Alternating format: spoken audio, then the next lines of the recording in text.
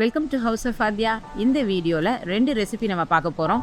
ஒன்று வந்து ragi flakes use பண்ணி செய்கிற ராகி பாரேஜ். இது வந்து ஒரு குவிக் டெசர்ட்டுன்னு சொல்லலாம். அடுத்தது ராகி புட்டு. இது இன்ஸ்டண்ட்டாக செய்கிற ராகி புட்டு. இந்த ரெண்டுமே வந்து ராகி ஃப்ளேக்ஸ், அதாவது ராகி அவல் யூஸ் பண்ணி நான் செய்கிறேன். ஃபஸ்ட்டு ராகி பாரேஜ் செய்கிறதுக்கான இன்க்ரீடியன்ட்ஸ்: 1 கப் பால், 1/2 கப் ராகி ஃப்ளேக்ஸ், அப்புறமா ஃப்ரூட்ஸ் அண்ட் நட்ஸ் உங்களுக்கு தேவையான அளவு எடுத்துக்கோங்க. இதில் நான் ஒரு 2 டேபிள் ஸ்பூன் அளவு எடுத்திருக்கேன். அப்புறம் நாட்டு சக்கரை ஒரு 2 டேபிள் ஸ்பூன். அதுக்கப்புறம் பட்டையை நல்லா பொடி பண்ணி எடுத்திருக்கேன், அது ஒரு 1/4 கப்பு. இதுதான் ராகி ஃப்ளேக்ஸ். இது வந்து மார்க்கெட்டில் உங்களுக்கு கிடைக்குது. இது சிறுதானியத்தில் வர ஒரு வெரைட்டி. இதை வந்து நம்ம நார்மலாக ராகியை வந்து குக் பண்ணி ப்ரெஸ் பண்ணி தான் நம்மளுக்கு மார்க்கெட்டில் கொடுக்குறாங்க. ஸோ ரைஸ் அவல் மாதிரி தான் இது ராகியில் செய்கிற அவல். ஸோ ஃபஸ்ட்டு பாலை காய்ச்சிக்கலாம். 1 கப் பால் ஒரு சாஸ்பேனில் ஊற்றிக்கலாம். ஜஸ்ட்டு பால் பாயில் ஆகட்டும். பால் காய்ச்சினதுக்கப்புறமா இந்த ராகி ஃப்ளேக்ஸை உள்ளே சேர்த்துருங்க. நல்லா சூடான பாலில் உள்ளே போடும்போதே உங்களுக்கு இந்த நல்லா ஆல்ரெடி குக் ஆகிருக்கிறதுனால உங்களுக்கு குவிக்காக இது குக் ஆயிரும். ஸோ இன்ஸ்டன்ட் ஃபுட்டு தான் இது. உங்களுக்கு பிரேக்ஃபாஸ்ட் டைமில் ஒரு சூப்பரான ஒரு ஹெல்தி பிரேக்ஃபாஸ்ட் அப்படின்னா இந்த ராகி ஃப்ளேக்ஸ் யூஸ் பண்ணி நீங்கள் செய்கிற இந்த பாரேஜ். இது ஜஸ்ட் ஒரு பாயிலில் உங்களுக்கு இது குக் ஆயிரும். குக் ஆனதுக்கப்புறமா இதுக்கு தேவையான ஸ்வீட்னர் நம்ம இதில் ஆட் பண்ணிக்கலாம். பாருங்கள், இது நல்ல பாயில் ஆயிடுச்சு. ஒரு பாயில் ஆனதுமே உங்களுக்கு இது குக் ஆயிரும், நல்லா கெட்டியும் ஆயிரும். உங்களுக்கு வந்து இன்றைக்கி நான் செய்கிறது நல்லா கொஞ்சம் கெட்டியாக இருக்கும். நீங்கள் லிக்விடாக வேணும், ஒரு மாதிரி டம்ளரில் ஊற்றி குடிக்கிற மாதிரி வேணும்னா நீங்கள் ஃப்ளேக்ஸ் குவான்டிட்டியை கம்மி பண்ணிக்கலாம். அதுக்கப்புறமா இப்போ ஸ்வீட்னர் ஆட் பண்ணுறேன். நாட்டு சக்கரை 2 டேபிள் ஸ்பூன், நம்மளுக்கு ஸ்வீட்னஸ் தகுந்த மாதிரி நான் அதில் ஆட் பண்ணிக்கிறேன். அதுக்கப்புறமா ஃப்ளேவருக்கு கொஞ்சம் பட்டை பொடி, அப்புறம் ட்ரை ஃப்ரூட்ஸ் அண்ட் நட்ஸ். இதெல்லாம் கம்ப்ளீட்லி ஆப்ஷனல். உங்களுக்கு வந்து பட்டை பொடி வேண்டாம், இல்லை ஃப்ரூட்ஸ் அண்ட் நட்ஸ் கூட நீங்கள் போடணும் வேண்டாம். ஜஸ்ட்டு காலையில் பிரேக்ஃபாஸ்ட்டுக்கு டக்குன்னு சாப்பிட்டுட்டு போகணும்னு நினச்சிங்கன்னா இந்த மாதிரி பால் சக்கரை மிக்ஸ் பண்ணி இந்த ராகி ஃப்ளேக்ஸை நீங்கள் சாப்பிட்லாம். ஸோ ராகியில் பெனிஃபிட்ஸ்ன்னு பார்த்தீங்கன்னா இதில் ப்ரோட்டீன் கண்டென்ட் நிறையா இருக்குது, நார்ச்சத்து நிறையா இருக்குது. ராகியை வந்து எப்படியாவது கொடுக்கணும், சாப்பிட வைக்கணும் குழந்தைகளான்னு நினச்சிங்கன்னா இந்த டிஷ்ஷு நிஜமாக உங்களுக்கு ரொம்ப யூஸ்ஃபுல்லாக இருக்கும். ஏன்னா குழந்தைங்க எல்லோரும் நல்லா சாப்பிட்ருவாங்க. இதை நல்ல ஒரு ஸ்வீட்டனிங்காகவும் இருக்குது. பட்டைப்பொடி வந்து நல்ல ஒரு ஃப்ளேவர் கொடுக்கும். பட்டை வேண்டாம் அப்படின்னு நினச்சிங்கன்னா ஒரு வெண்ணிலா எசன்ஸ் கூட நீங்கள் இதில் ட்ரை பண்ணுங்கள், நல்லாயிருக்கும்.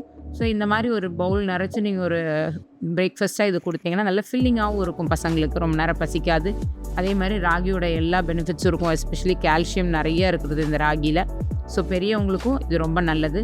டயபெட்டிக்காக இருக்கீங்கன்னா கூட இதை நீங்கள் சாப்பிட்லாம். கொஞ்சமாக உப்பு போட்டு கூட நீங்கள் இதை செஞ்சுக்கலாம். ஸோ இந்த ராகி பாரேஜ் பெரியவங்கள்லேருந்து குழந்தைகள் வரைக்கும் ரொம்ப பிடிக்கும். ஸோ இதை ரொம்ப கஷ்டப்பட்டு செய்ய வேண்டியதில்லை. இந்த மாதிரி ஃப்ளேக்ஸை நீங்கள் மார்க்கெட்டில் பார்த்தீங்கன்னா இந்த டிஷ்ஷை கண்டிப்பாக ட்ரை பண்ணி பாருங்கள்.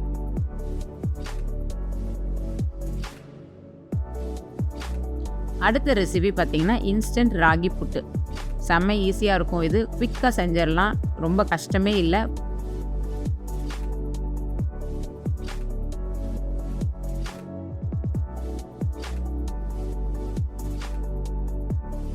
பாருங்கள், 1 கப் ராகி ஃப்ளேக்ஸ் எடுத்துருக்கேன். அதுக்கப்புறமா நாட்டு சக்கரை எடுத்துக்கோங்க. அதுக்கப்புறம் தேங்காய் துருவல் எடுத்துக்கலாம், ஏலக்காய். இவ்வளோதான். இதுக்கு வந்து நம்ம அடுப்பு கூட தேவையில்லை. ஏன்னா இது ஆல்ரெடி குக் பண்ணி தான் உங்களுக்கு மார்க்கெட்டில் வருது. அதனால் இது ஈஸியாக நம்ம செஞ்சிடலாம். பாருங்கள், ராகி ஃப்ளேக்ஸ் உங்களுக்கு நல்லா பார்க்குறதுக்கு நல்லா பொலன்னு உதிரியாக இருக்கும். டேஸ்ட்டு நல்லா இருக்குங்க. இது ராகியை வந்து எப்படியா சாப்பிட வைக்கணும்னு நினைக்கிறவங்க இது கண்டிப்பாக ட்ரை பண்ணி பாருங்கள்.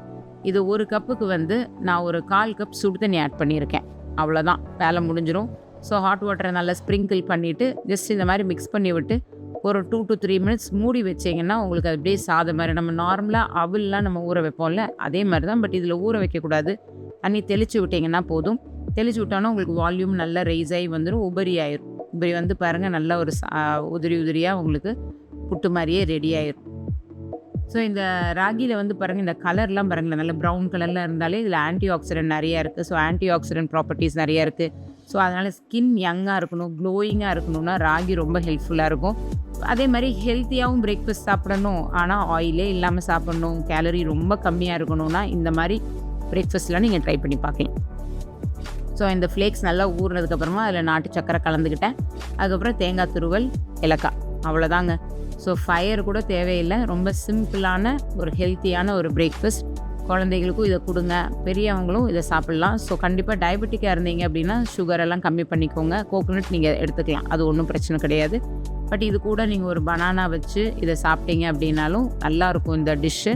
ஸோ பிஸியான பிரேக்ஃபாஸ்ட், ஏர்லி மார்னிங்ஸில் வந்து பிரேக்ஃபாஸ்ட் ஹெல்த்தியாகவும் சாப்பிடணும் அப்படின்னா இந்த ராகி ஃப்ளேக்ஸ் யூஸ் பண்ணி செய்கிற இந்த 2 டிஷ்ஷுமே உங்களுக்கு கண்டிப்பாக ஹெல்ப்ஃபுல்லாக இருக்கும்னு நினைக்கிறேன்.